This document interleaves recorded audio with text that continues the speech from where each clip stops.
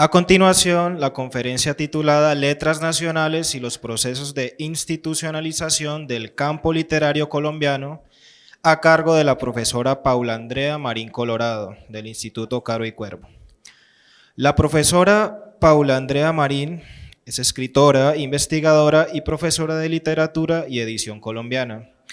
Doctora en literatura por la Universidad de Antioquia, donde también realizó una estancia postdoctoral.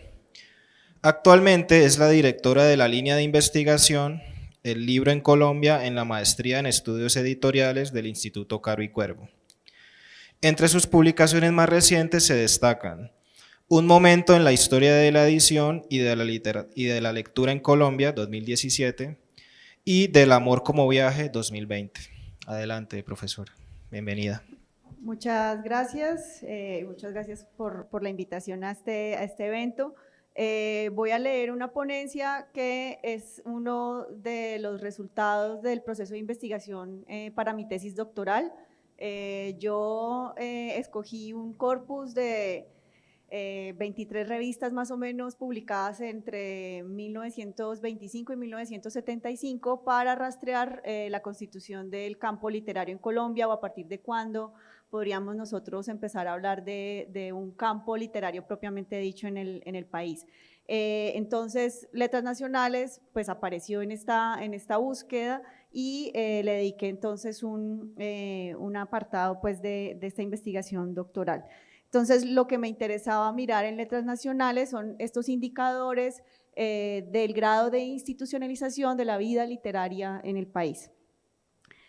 Letras Nacionales, literatura colombiana, novela, cuento, crítica, poesía, teatro, publicada en Bogotá cada 2 meses, fue fundada y dirigida en su primera época por Manuel Zapata Olivella. El objetivo de la revista fue claro desde su número 0.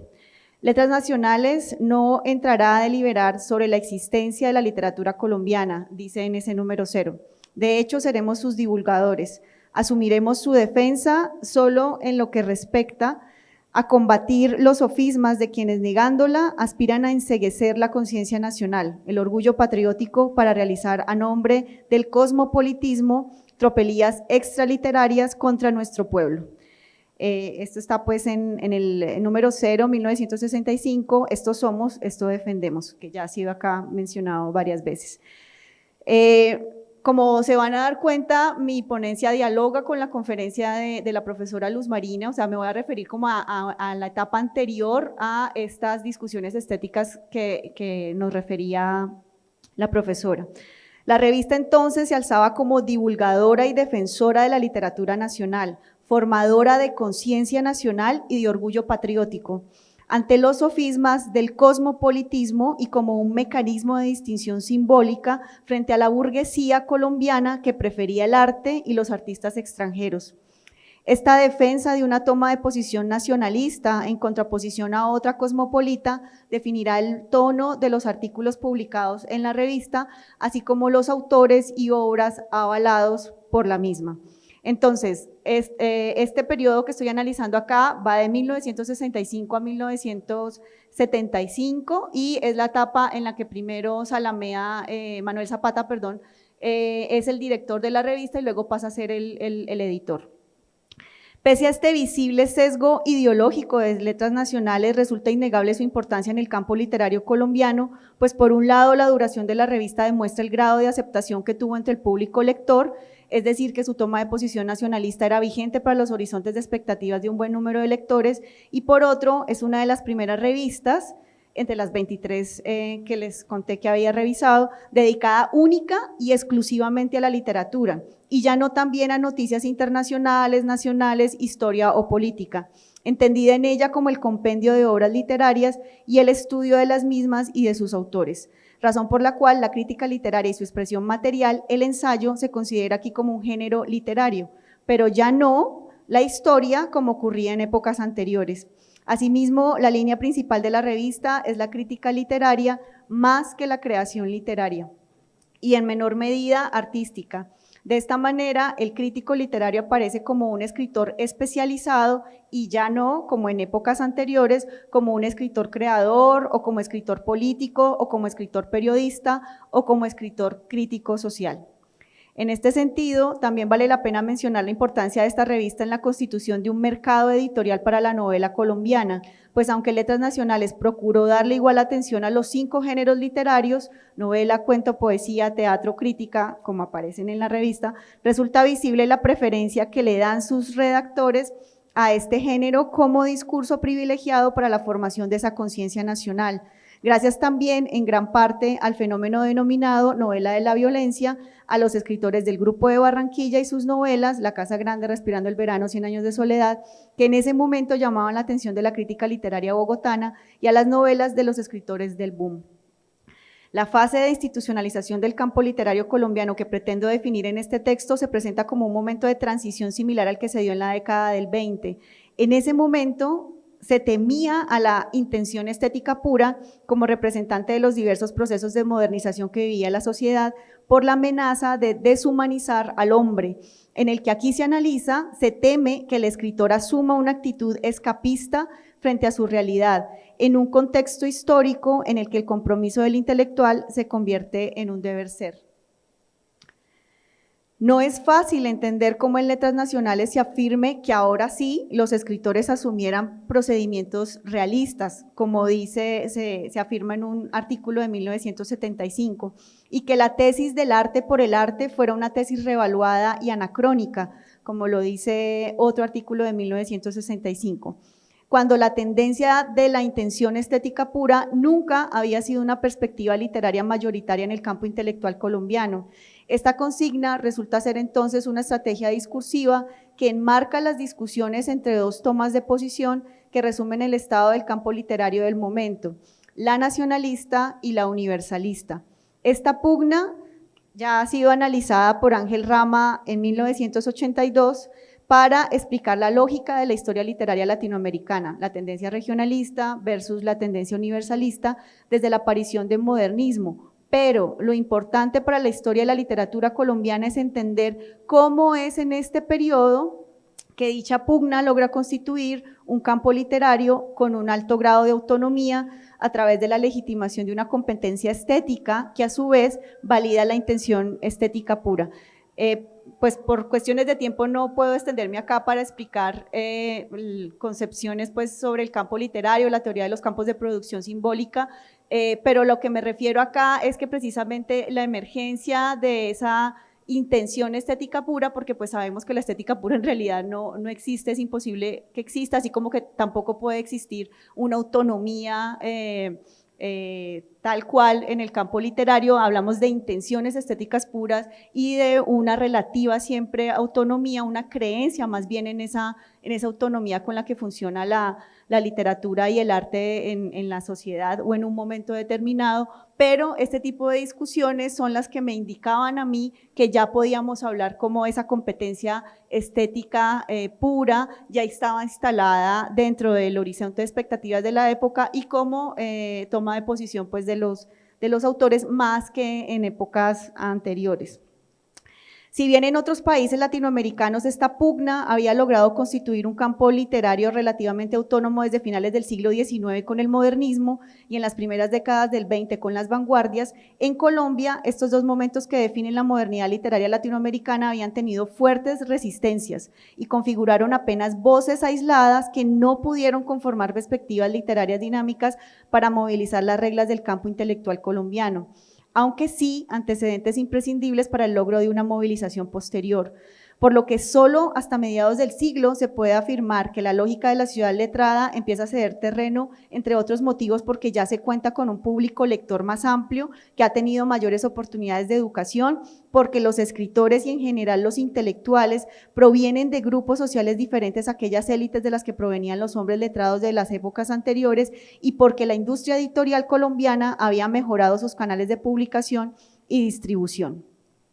Otra de las causas de la apertura de esta ciudad letrada es el cambio generacional ocurrido entre las posiciones que ocupan los poetas y los narradores dentro del campo literario. En Letras Nacionales, la figura del poeta es blanco de una estrategia discursiva de desprestigio, pues este tipo de escritor se asocia con la lógica de la ciudad letrada y con el marcado tradicionalismo con el que se relaciona la historia de la literatura colombiana de las épocas anteriores, cuyo protagonista es, en un alto porcentaje, un intelectual desinteresado de los problemas sociales sociales de su realidad y defensor de un humanismo abstracto, retórico, que lo acomoda en una posición conformista frente al poder político, debido a la inexistencia de un compromiso concreto hacia la defensa de causas sociales o hacia la lucha directa en contra de los mecanismos de poder que reproducen lógicas de exclusión y clientelismo dentro de la esfera social e intelectual.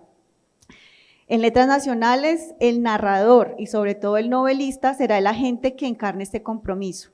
Cito: el novelista se siente responsable ante su sociedad. Tal vez podría afirmarse que la novela de hoy plantea un problema ético y político en cuanto a la función de la literatura se refiere. Los novelistas, mucho más que aquellos poetas que siguen haciendo sonetos a las flores y a los pajaritos, los cuentistas de hoy también se plantean la creación literaria como una cierta responsabilidad histórica.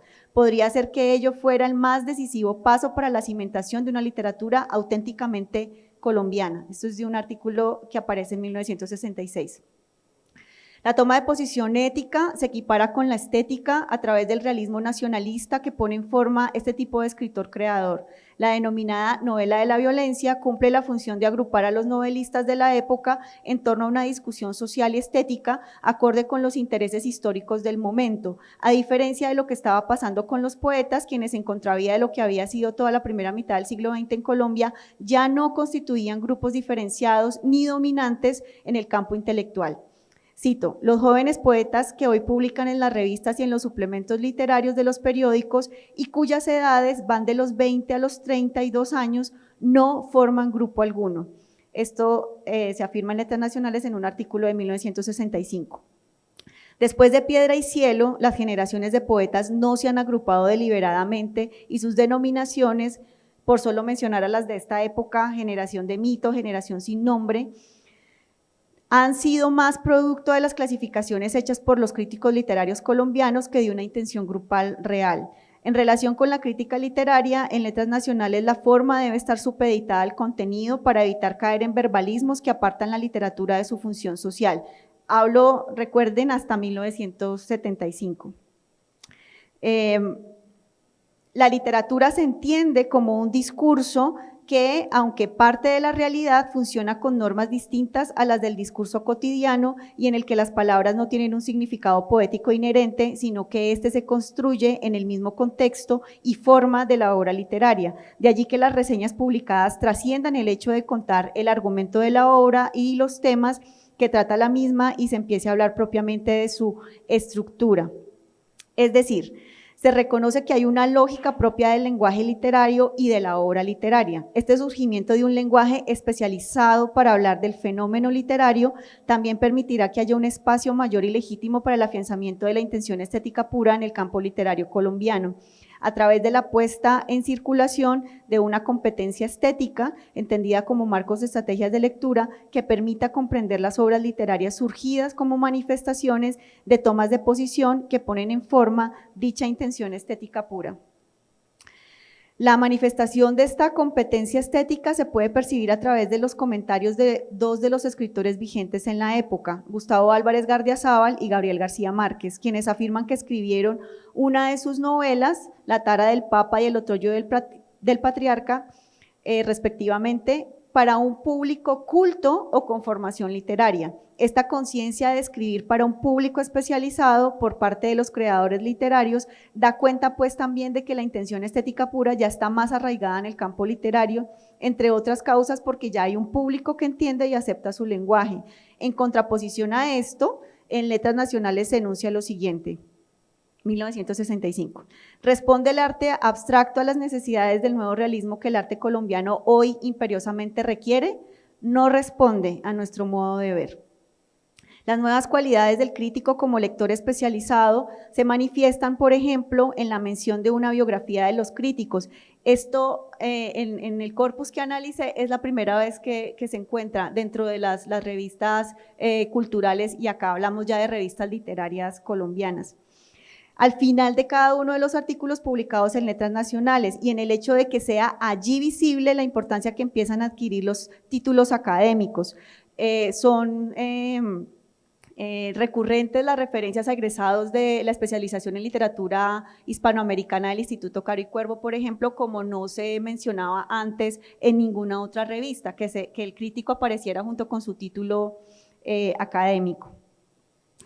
Y la rigurosidad académica, entendida como una derivación de la especialización del lenguaje literario, que justifica la existencia de un experto que lo descifre, que demanda el trabajo de investigación sobre la literatura. De esto, por ejemplo, se deriva el hecho de que uno de los artículos de Letras Nacionales presente un balance del estado del género ensayo en Colombia.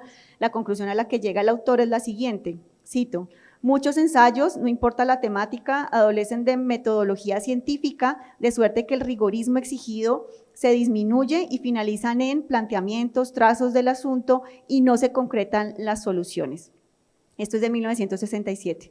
La metodología científica y el rigorismo aparecen entonces en este momento del campo literario como una falencia y una necesidad que, como ya se ha mencionado, estará cada vez más presente a partir de la circulación de una mayor cantidad de revistas literarias y universitarias especializadas y que desplazará al estilo personal como característica que distinguía al ensayo y que justificaba su inclusión dentro de los géneros literarios. Esta es uno de los cambios más importantes que logré determinar en este momento, o sea, en esta década de los 60, en relación con cómo se hacía la crítica literaria o el comentario literario en épocas anteriores. Al lado de estos agentes también se encuentra el profesor de literatura. A diferencia del profesor de gramática de épocas anteriores, es decir, se puede hablar aquí de un campo literario que se reconoce en el dinamismo otorgado por su diversidad de agentes, pero sobre todo la especialización de los mismos, que reconoce la complejidad de las relaciones entre el escritor y la sociedad y las mediaciones diversas entre la obra literaria y sus lectores. Cito de un artículo de 1967.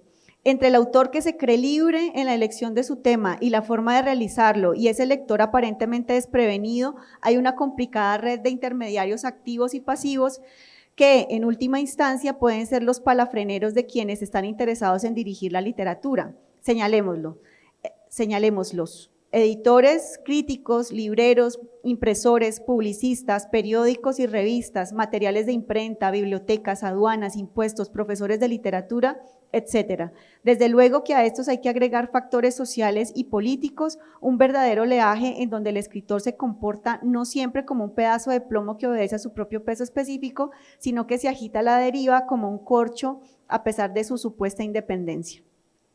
Para Letras Nacionales, la novela tiene una función sociológica derivada en parte, además de la coyuntura que significa la violencia colombiana, de la influencia de las teorías de la sociología de la literatura, específicamente Lukács y Goldman, tan en boga en ese momento, pero también de la influencia de las ideas marxistas, obviamente en Latinoamérica, gracias a la Revolución Cubana. En consonancia con esto, el novelista también tiene una función social que debe materializarse a través de la realización de unas tareas concretas. 1, estudiar y comprender más su medio. 2, tratar de integrar nuestra dispersa cultura. 3, abrigar propósitos más hondamente nacionales. 4, asumir la vocería de los que no la tienen. 5, ser auténticos aún a riesgo de no ser cotizados en los mercados metropolitanos. Esto es de un artículo de 1966 en la revista. La imagen del escritor latinoamericano como un intelectual comprometido con la cultura y la sociedad latinoamericanas entra en consonancia con la toma de posición nacionalista de Letras Nacionales, así como con la imagen del novelista latinoamericano, definida por Rama en su artículo 10 problemas para el novelista latinoamericano, publicado por primera vez en la revista Casa en 1964 y reproducido por Letras Nacionales en 1966. En dicho artículo, Rama hace las siguientes afirmaciones. La única dimensión auténtica del ser escritor es ser escritor latinoamericano. La literatura pura es expresión de un mundo alienado.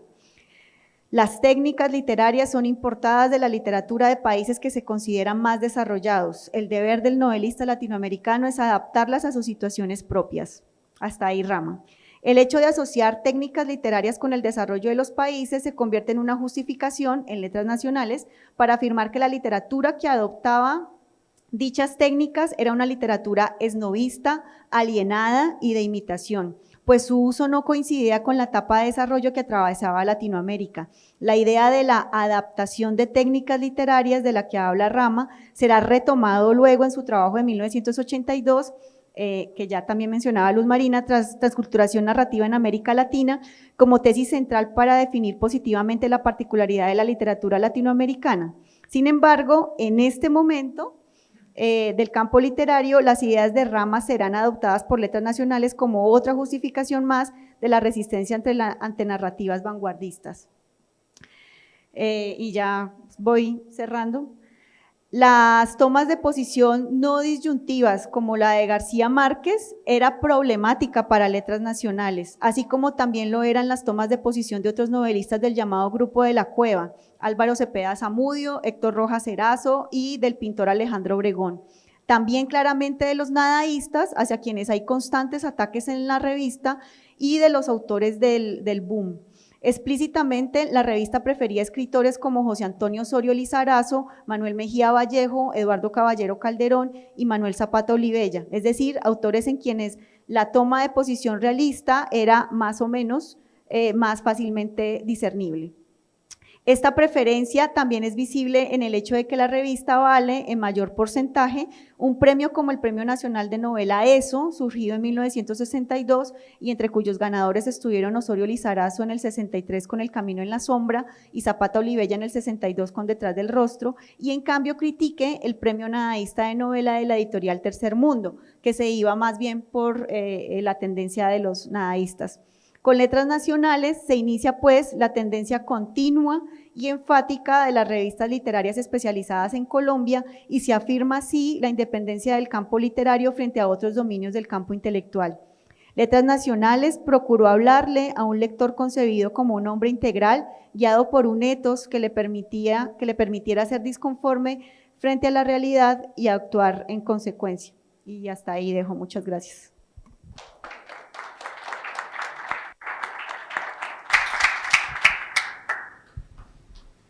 Bueno, muchas gracias a Paula y con su precisión, 19 minutos y 30 segundos. Le faltaron 30 segundos, aunque iba bastante rápido, ¿no? Hubiera podido respirar un poquito. No respiró ni una vez, tómate un poquito de agua. No, y además los trabajos de Paula en la maestría de estudios editoriales en el Caricuervo, incluso ganaron un importante premio con otra colega, Margarita Valencia, sobre la edición. Y bueno, tú has venido trabajando esto a profundidad en los últimos años. Estaba pensando que, de todas maneras, esos dos campos no son tan absolutos, ¿sabes? O la intención del purismo o la intención realista. Ayer yo mostraba un poco el ejemplo de X504, que serían escrituras intermedias, ¿no? Que no necesariamente, y quizá en la poesía más, ¿no? Con José Manuel Arango. Otros ejemplos que de pronto se escapan del realismo o la intención más estética, ¿no? Y lo pensaba porque quizá para preguntarte sobre esa idea de lo independiente, ¿no? Que a ti te interesa mucho, y en ese barrido de 23 revistas, cómo construir esa categoría de lo independiente, también pensando en las librerías, en las editoriales, que a veces algunas se asumen como independientes, pero cuando uno va a mirar un poquito más en detalle, de pronto no tanto, de pronto hay incluso a veces una postura es mucho más excluyentes, ¿no? ¿Dónde ubicarías tú a Letras Nacionales en esas 23 revistas que trabajaste con una categoría de independencia, con la política, con el mundo editorial, con el mundo de la literatura colombiana? ¿Cómo la clasificas tú ahí? Gracias, Alberto, por la pregunta. Aquí hay que tener en cuenta varias cosas, ¿sí? El momento político no es el mismo, ¿sí? O sea, algo que yo encontré en la investigación, que fue, como les decía, rastrear en toda la primera mitad del siglo XX como esos indicadores de institucionalización de la vida literaria, para poder hablar de si podíamos decir que en Colombia de verdad había un campo literario. Esos momentos políticos definen de manera muy diferente cómo el escritor se puede relacionar con la política. Entonces, no es lo mismo el momento político de los años 20, en donde esa independencia se construye más desde el punto de vista del liberalismo, pero un liberalismo pues entendido más como hacia las ideas de la izquierda. Y lo que encontré también en la investigación es que hay una escisión muy grande, hay un cisma a partir de la violencia bipartidista de mediados de siglo, y eso ocasiona que los escritores, no todos, no, pero sí en su gran mayoría, se separen del campo político, es decir, a partir de, y eso se ve en letras nacionales, es decir, a partir de la violencia bipartidista hay como una decepción muy grande de los escritores frente a la política del país. Es choque con la realidad sangrienta que se está viviendo en ese momento, hace que los escritores entiendan ahí sí la independencia que necesita la literatura de ese campo político para poder crear y ser críticos frente a esa política, ¿o no? a esas políticas de Estado y a esos partidos políticos. Entonces, desde mi punto de vista y desde lo que yo encontré en mi investigación doctoral, es a partir de mediados de siglo que podemos hablar de una independencia del escritor, ¿no? Y tiene que ver entonces con cómo hasta esa primera mitad del siglo XX el escritor no tenía mucho donde trabajar, ¿no? O sea, o era por lo general funcionario del Estado, ¿no? Entonces, eso hace que sea muy difícil como que se separe de la política, pero de nuevo este choque con la realidad sangrienta desde lo que yo descubrí hace que sí podamos entonces hablar de una independencia. Letras Nacionales se ubicaría ahí, en esa decepción frente a la política, pero también está el otro hecho que es la Revolución Cubana, ¿sí? Entonces, todas estas ideas marxistas que atraviesan toda Latinoamérica también llegan a los escritores colombianos y están allí en esta primera etapa, y por eso digamos que fue tan interesante escuchar la conferencia de Luz Marina esta mañana, porque es otra cosa, ¿sí? Ahí hay otras discusiones estéticas, ahí hay otra toma de posición estética frente a qué es lo que debe hacer la literatura. Acá hasta el 75 está muy apegada a estas ideas marxistas y a lo que debe ser el escritor. Entonces, hay una independencia de los partidos tradicionales y liberales y conservadores, pero la independencia se empieza a construir es desde el punto de vista de las ideas de izquierda, ¿no? Hasta que hay otra decepción frente a las ideas de izquierda, ¿no? Que esa ya es la otra historia de la segunda mitad del siglo XX. Muchas gracias, Paula. Preguntas, comentarios, quienes están en las redes también.